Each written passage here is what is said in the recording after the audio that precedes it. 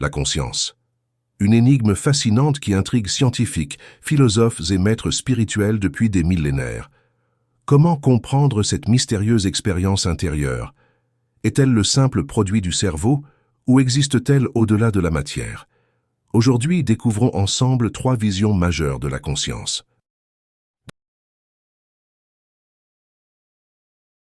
Dans la vision scientifique moderne, la conscience est le fruit d'une activité cérébrale extrêmement complexe.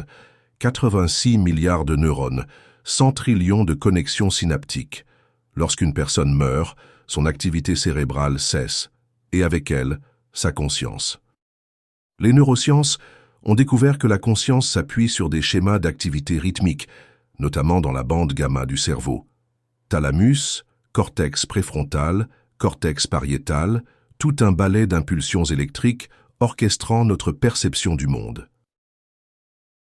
Si on stimule électriquement le cerveau de patients éveillés, ça provoque des expériences conscientes précises, prouvant que la conscience est profondément enracinée dans l'activité électrique cérébrale.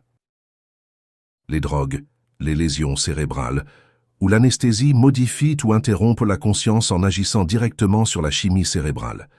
Chaque expérience consciente a sa signature électrique, captée aujourd'hui par des technologies d'imagerie avancées.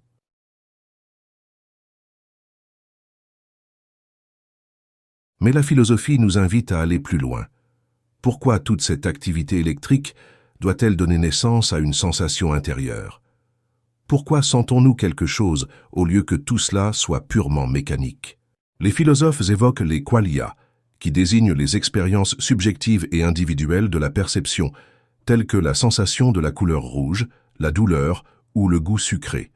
Ce sont les qualités internes de notre conscience, qui échappent souvent à une description objective ou mesurable.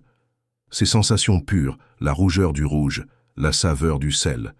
Ils parlent aussi des zombies philosophiques, des êtres qui se comporteraient comme nous, sans jamais rien ressentir.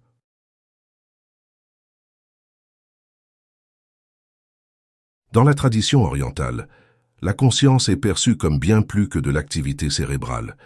Selon Sadhguru, la conscience est la base même de notre existence, une intelligence fondamentale appelée Chitta. Chitta est l'esprit sans mémoire, l'intelligence pure.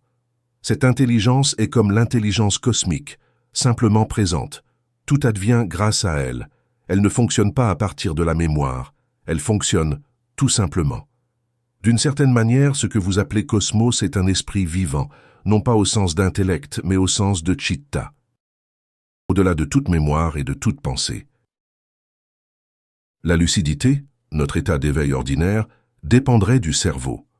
Mais la conscience, elle, existerait indépendamment et pourrait subsister même lorsque l'activité cérébrale diminue, comme dans des états profonds de méditation.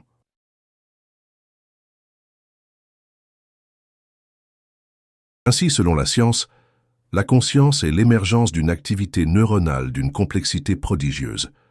Selon la philosophie, elle demeure un mystère non résolu, soulevant des questions profondes sur notre subjectivité. Et selon les traditions orientales, elle est la trame même de notre existence, dépassant l'esprit et la matière. Quoi qu'il en soit, la conscience reste l'un des plus grands mystères de l'univers, et peut-être aussi la clé de notre propre évolution intérieure.